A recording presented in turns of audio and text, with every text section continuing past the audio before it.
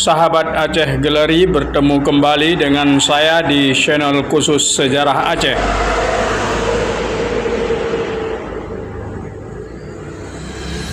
Kali ini kita akan membahas sebuah tema yang sangat bagus yang ditulis oleh mantan Panglima GAM Wilayah Gayo, Panglima Fauzan Azima, dalam tulisannya Orang Jawa, Bambang Sriono menjadi pelatih GAM Wilayah Gayo Luwes.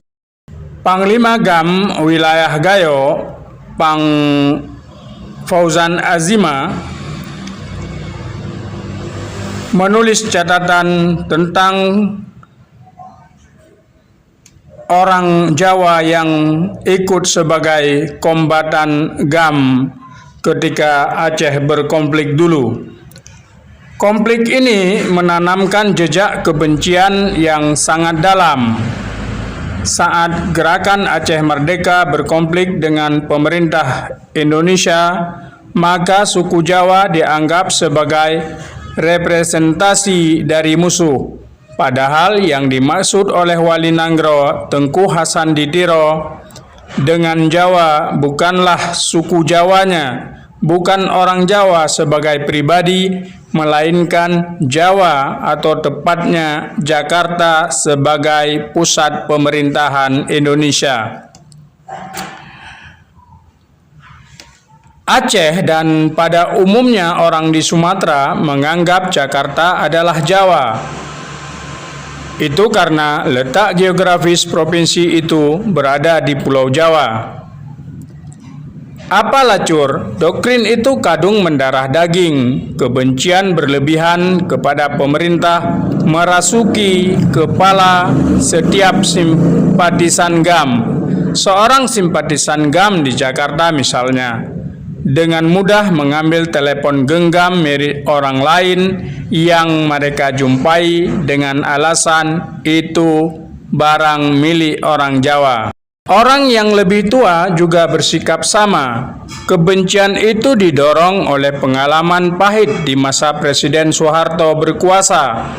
Berbagai macam penindasan dirasakan oleh generasi Aceh yang lebih tua selama Soeharto memimpin, mulai dari perampasan tanah, kekerasan bersenjata, hingga perampasan hasil bumi.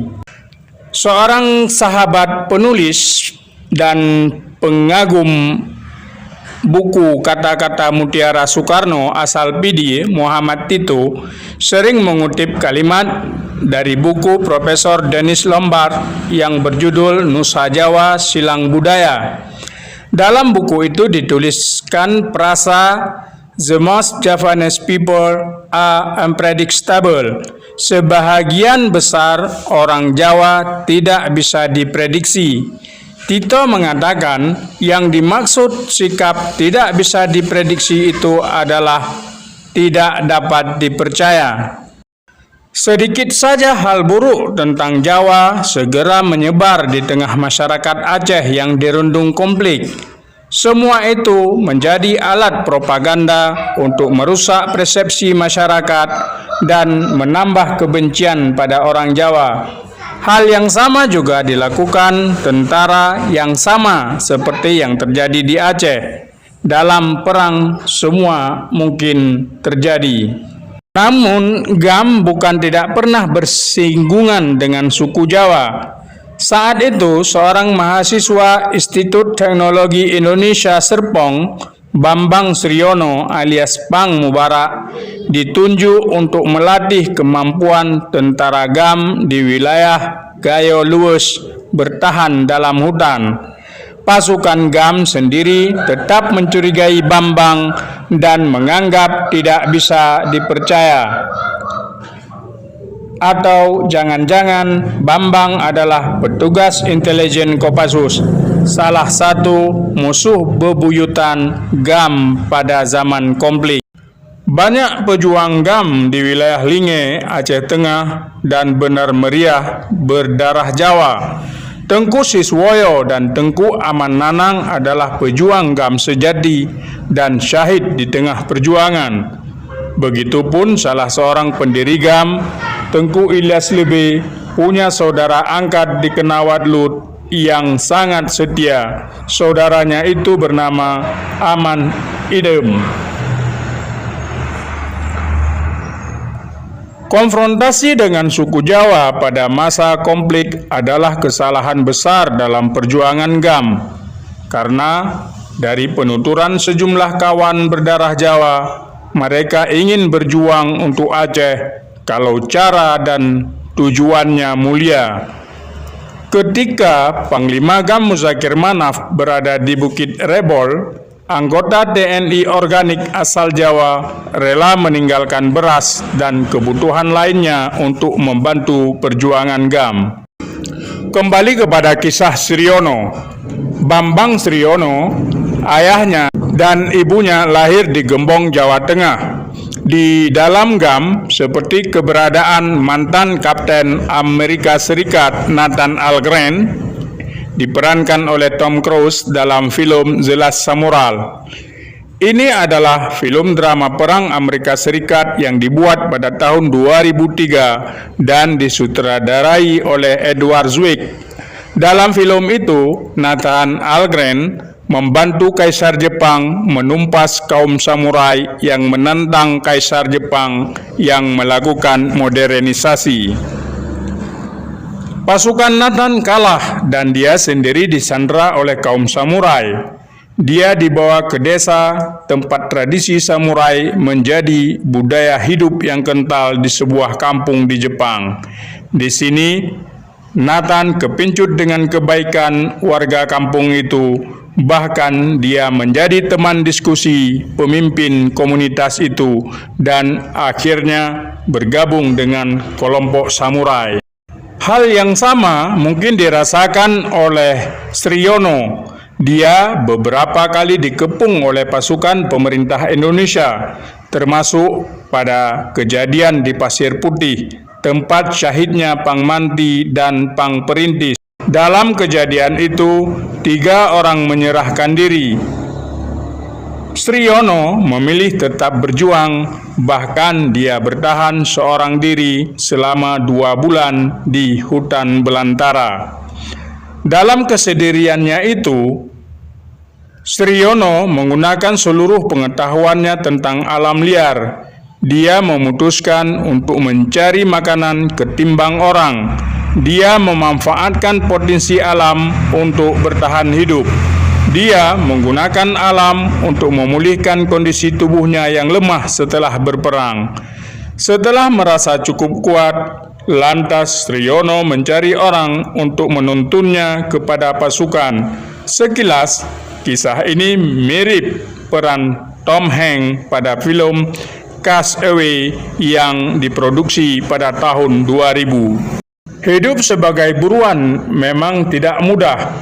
Sriono menghabiskan waktu sendirian dan terus berpindah dari satu lokasi ke lokasi lain agar tidak terdeteksi tentara musuh. Waktu berjalan sangat lambat sampai akhirnya Sriono memutuskan menemui Rusli, warga kampung Agusen. Di sana dia menetap beberapa hari sambil mengobati Ibu Rusli yang sakit akibat keseleo. Setelah beberapa hari, Sriono meneruskan perjalanan untuk mencari pasukan. Informasi yang didapat dari masyarakat di Badak Uken, pasukan bersembunyi di daerah Uning, Tesenak.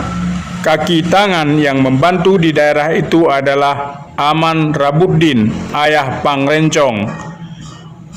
Tetap tidak mudah bagi Sriono untuk meyakinkan Aman Rabuddin dan masyarakat kampung bahwa dia adalah bagian dari GAM.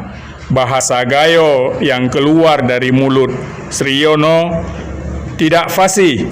Berbagai cerita dan cara dilakukan untuk meyakinkan mereka sampai akhirnya mereka bersedia mengantarkan Sriono. Mereka berencana menghabisi nyawa Sriono jika dia terbukti berbohong. Setelah berjalan jauh, akhirnya mereka sampai di sebuah tempat. Lantas, Sriono memanggil nama-nama anggota pasukan seperti Merpati, Ucak, Iges, dan Tulen. Tak lama kemudian nama-nama itu keluar dari persembunyian. Mereka saling berpelukan. Masyarakat kampung yang awalnya curiga akhirnya meminta maaf kepada Sriono. Sejak itulah pasukan GAM dan masyarakat percaya bahwa Sriono adalah pejuang sejati, bukan pengkhianat atau intel yang menyusup ke teritori mereka. Sriono juga bersama-sama pasukan saat mereka dikepung di Berhut, Panosan. Pada penghadangan yang dilakukan pagi hari itu, Pang Merpati syahid. Sriono menyelamatkan diri bersama Pang Ucak ke daerah Bukit Batu. Pada kejadian itu, terlihat sebuah helikopter mendarat di lokasi kontak senjata. Sriono melihat dari jarak sekitar 400 meter sejumlah anggota TNI menggotong 4 kantong mayat. Sriono dan Pang Ucak bergegas meninggalkan tempat itu. Di belakang mereka, sekitar 12 orang anggota TNI menyisir lokasi untuk mencari keberadaan Sriono CS. Tak lama setelah suara peluit panggilan terdengar, pasukan TNI pun balik kanan. Pang Mubarak dan Pang Ucak tidak meneruskan lari karena lokasi terlalu terbuka. Mereka memutuskan berhenti di antara hutan dan sabana. Sriono datang ke Aceh pada tahun 1999. Dia berkenalan dengan Taufik Abda yang seolah-olah memberikan bantuan untuk masyarakat lewat Sriono. Padahal bantuan itu ditujukan pada pasukan GAM. Kemudian ia kembali ke Jakarta. Lalu, Sriono kembali ke Aceh pada tahun 2001. Dia datang menggunakan bis yang dipesan oleh Azmi Abu Bakar. Nama pemuda Aceh itu populer setelah memukul bekas gubernur Ibrahim Hasan. Di Jakarta, tujuan pertama Sriono adalah Semirah, sebuah daerah di Aceh Utara. Dari sini, dia berencana masuk ke wilayah Alas. Tapi skenario itu tidak terwujud. Di Medan, dia sempat menumpang di rumah kos Robi Syahputra, bekas komisioner KIP Aceh, dan Tengku Adam Muklis alias Pang Ali Gergel Perak. Nama terakhir membantu Sriono sampai ke Gayo Lues. Sriono keluar dari wilayah Gayo Lues setelah gempa bumi dan tsunami pada tanggal 26 Desember 2004. Pada malam sebelumnya, 25 Desember 2004, juga terjadi gempa bumi. Imam Kampung Badak Uken mengatakan gempa bumi itu adalah isyarat bahwa perang akan berakhir dan masyarakat Aceh bakal hidup aman. Sriono senantiasa meyakinkan para pejuang tentang pentingnya bersikap konsisten. Sesulit apapun situasi dalam perperangan, seorang pejuang jangan pernah menyerah. Sriono meyakinkan setiap pejuang GAM yang dia temui bahwa perang pasti berakhir dengan damai. Meskipun sejujurnya dia berharap Aceh merdeka dan dia bisa hidup selamat. Di Badak Uken, Sriono bertemu dengan Pang Jack Gayo yang kebetulan memiliki telepon genggam. Pang Jack meminta Sriono untuk memberikan kabar kepada keluarga di Jakarta yang menganggap dirinya telah tewas.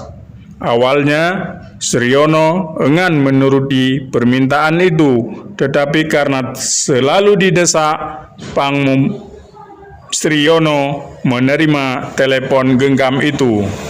"Gua Bambang, bilang ke kawan-kawan gua masih hidup," kata Sriono. Kabar itu diterima oleh Azmi, orang yang pertama mengirimnya ke Aceh.